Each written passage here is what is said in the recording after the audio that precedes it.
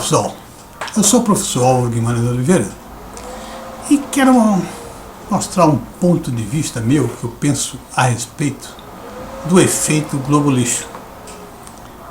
E conforme esse título que eu estou colocando aí, né, o efeito Globo Lixo congelou o cérebro, inclusive de profissionais de alto nível educacional, conforme nós vamos ver.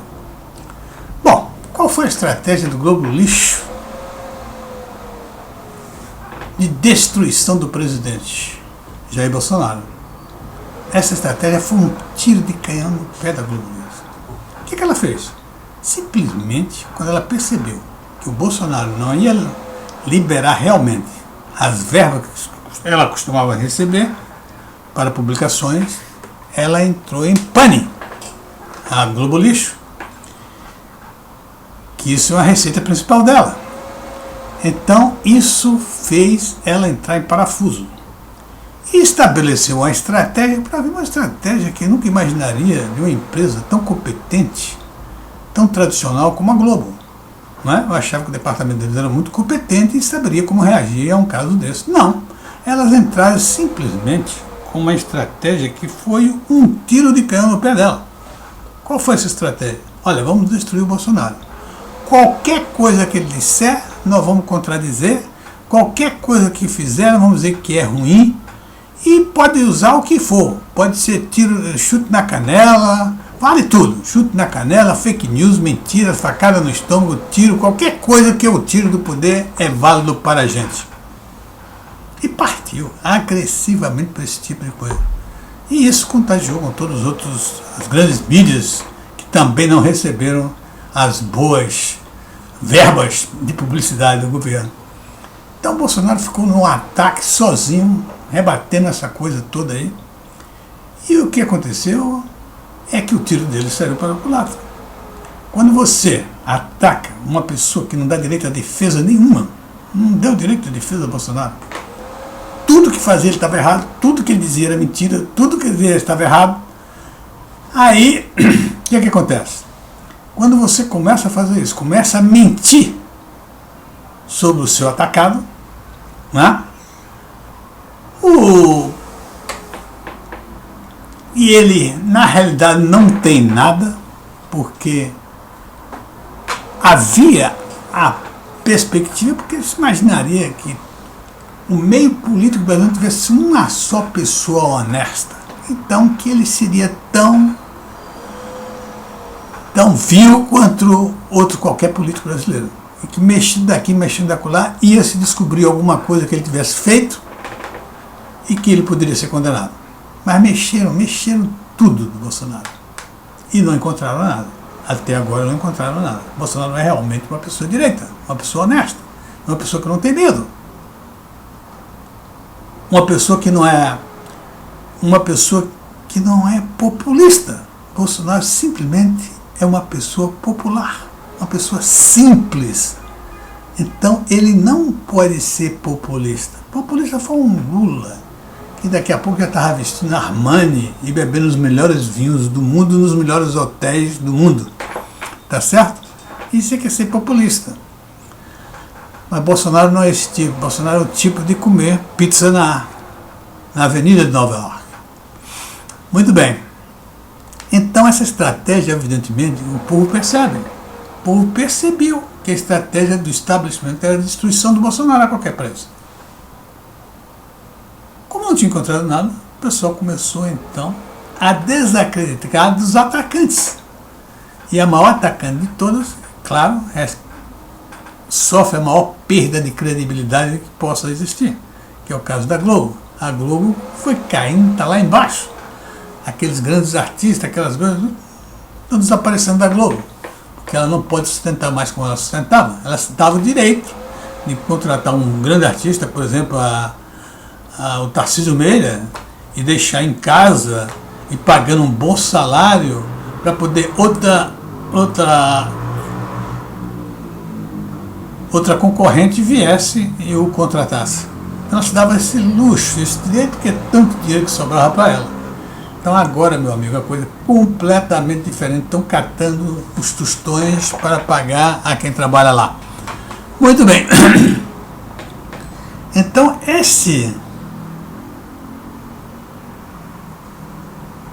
esse efeito Globo, de falar toda hora, todo dia, 24 horas por dia a respeito em mal, ele congelou o cérebro de várias pessoas, inclusive de profissionais de alto nível, conforme veremos aqui.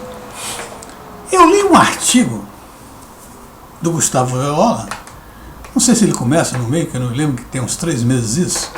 Ele diz mais ou menos que a economia do Brasil estava bagunçada ou confusa devido aos ataques do presidente Bolsonaro ao STF. Mas, devido aos ataques do presidente Bolsonaro, qual foi o ataque que Bolsonaro fez ao STF? Bolsonaro faz muito contra-ataques, é outra coisa. Contra-ataque. Quando você atacar e você contra-ataca, é outra coisa. O atacante é o STF. O contra-ataque vem do Bolsonaro. Claro que ele não pode deixar passar. Ele tem que contra-atacar. Senão ele será destruído. Tá certo? Mas isso é a visão global, a visão que todo mundo está vendo. Todo mundo está vendo isso. Agora, o senhor Gustavo Loyola diz isso. Esse rapaz já foi presidente do Banco Central em 2 governos. Embora não tivesse feito nada, absoluta nada, que mostrasse que ele é um competente presidente de Banco Central. Que ele é um bom conhecedor da teoria monetária. Não houve esse trabalho dele que mostrasse isso. Isso talvez deixe ele frustrado e ele ataca de qualquer maneira porque ele é uma espécie de vingança por ele não ter feito nada. Bom, daí em seguida eu leio também no Valor Econômico, na revista Eu e o Fim de Semana, uma reportagem sobre o Ilan Goldfein. Ele parece que é um dos responsáveis pelo início, por escrever o texto, aquele texto que era para a Fiesp, contra Bolsonaro, etc. tal, para evitar os ataques de Bolsonaro ao STF, né, às instituições educacionais, o medo que eles tinham do Bolsonaro dar o golpe, etc. tal. E fiquei impressionado que a linguagem era a mesma. O Ilan fala isso também, que a economia estava em desarranjo, está confusa devido aos ataques do Bolsonaro ao STF. E eu novamente chamo a atenção, não existe nenhum ataque de Bolsonaro ao STF. Existe um contra-ataque. Tanto que o primeiro ataque, você pode notar, o primeiro ataque foi, o governo Bolsonaro chegou, Bolsonaro foi colocar o presidente, o delegado da Polícia Federal. E foi impedido pelo senhor Alexandre de Moraes, um dos ministros do STF. É ali que começa. Eu, inclusive, no dia fiz um vídeo de ser Bolsonaro que ele devia reagir. Porque se ele não reagisse adequadamente, para mim, adequadamente, ele, como chefe supremo das Forças Armadas, chamava as Forças Armadas, mandava as Forças Armadas enquadrar o senhor ministro. Dizia, olha cá, você é STF. Tá? Aqui é executivo. Você não pode interferir no executivo. Vote para a sua caixinha. Cada um na sua caixinha. E aí eu acho que não teria acontecido tudo o que aconteceu. Mas águas se passaram e o STF começou a atacar de verdade. Todo tipo de ataque foram feitos pelos ministros do STF, inclusive rasgando a Constituição, que é uma coisa inimaginável para os ministros, que eles foram colocados ali, porque eles prometeram, na posse deles, que eles seriam guardiões da Constituição, zelaria pela Constituição. E eles sendo próprios destruidores da Constituição, como aconteceu? Cadê o que existe hoje de STF? Nada. O STF é a maior fonte geradora de insegurança jurídica desse país. É uma instituição que é odiada pelo povo brasileiro, pela ditadura que eles querem implementar. Tudo é decidido no STF, até briga de galo. Então a coisa está à vista. Está à vista. E vem para cá o Loyola e o Ilan dizer que é o Bolsonaro. Além disso, teve recentemente agora uma entrevista do Afonso Celso Pastore na internet, que eu vi o vídeo, ele dizendo a mesma coisa, que o Bolsonaro é o responsável pela paralisação, pela confusão econômica, em função dos ataques que ele faz ao STF. Coisa combinada, parece combinada, combinaram ali. E presidentes de Banco Central, ex-presidente de Banco Central. E o pior que eu notei, que o Afonso Celso Pastore puxa mais uma peça. Eu acho que o establishment ali percebeu que o Bolsonaro não está sofrendo com esses ataques mais. E eles puxaram então os homens do Bolsonaro, os homens que ajudam o Bolsonaro a vencer. Tem um deles, Paulo Guedes. O Celso fez um ataque ao Paulo Guedes que eu fiquei impressionado. Inescrupuloso, antiético. Dizer que Paulo Guedes não fez nada certo até agora. É de uma estupidez, de uma ignorância quem faz um argumento desse, que não merecia nunca ter sido o presidente do Banco Central. Eu acho que é por isso que ele foi presidente do Banco Central, mas nem rastro deixou. Parece que ele tem raiva do Paulo Guedes. Parece uma espécie de vingança, alguma coisa desse tipo. Uma inveja absoluta. Dizer que o Paulo Guedes não fez nada. Paulo Guedes pega uma pauleira dessa que ele pegou, não é? Já pegou o país completamente destroçado, em recessão da Dilma. Daqui a pouco vem a pandemia. Dizia que o país ia cair 11%, 10%, caiu só 4% na mão dele, tomou providências muito boas, feitas por ele, Paulo Guedes. E ele dizia que ia crescer em V, e cresceu em V, porque esse ano vai crescer 5,2% por aí, a economia brasileira. Então esse é brilhante na situação que ele está. Qual é o economista do mundo que poderia ter uma força melhor, tão boa quanto essa do Paulo Guedes? É difícil encontrar, tá certo? É difícil encontrar.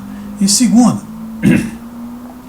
a economia vai crescer no próximo ano. Vai crescer entre 1,5% e 2%. Se não crescer mais, tá certo? Se as coisas melhorarem, choverem muito, a crise hídrica não atrapalhar, né? A eletricidade não atrapalhar, as medidas forem tomadas para conter a inflação sejam macroeconômicas e não tão somente na base da financeira, de aumento da taxa de juros, que eu acho um absurdo. Esses caras aí, esses senhores Ilan acabou de quebrar o país quando ele recebeu a economia em recessão e só fez aumentar juros. Foi inclusive criticado pelo próprio Afonso Celso Pastore, que ele estava quebrando ainda mais o país. E agora vem ele criticar o que, meu amigo? Tá certo? Eu acho que vocês, cada um deve pensar o que vocês fizeram. Por que vocês fizeram? Por que vocês não fizeram nada? Não ajeitaram a economia antes para deixar uma situação melhor, para entregar ao seu colega a economia numa situação melhor? Não, ao contrário, sempre deixaram uma situação pior do que eles entraram. Bom, a conclusão, meu amigo, é essa aí. Tá certo? Isso é uma visão geral, todo mundo já viu. Existe o establishment querendo derrubar Bolsonaro de qualquer jeito, como a própria CPI da Covid. Óbvia a intenção dela, o objetivo dela é esse. Mas o importante é que eles estão entrando pelo cano. Foi o maior bumerangue. Essa CPI da Covid está fortalecendo o Bolsonaro. Mostrando que o Bolsonaro não tem nada, né? Nada a esconder. E está muito mais mostrando ao contrário, que o Aziz, o Renan e o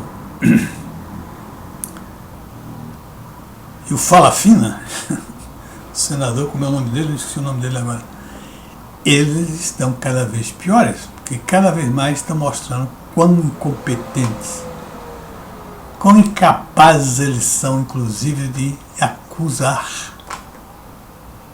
E já que eles são a ficha limpa, eles são os verdadeiros bandidos. Como é que bandidos pode pedir prisão para outros bandidos? É inacreditável. Raposas tomando conta do galinheiro. Ok? Um abraço, pessoal, e até a próxima.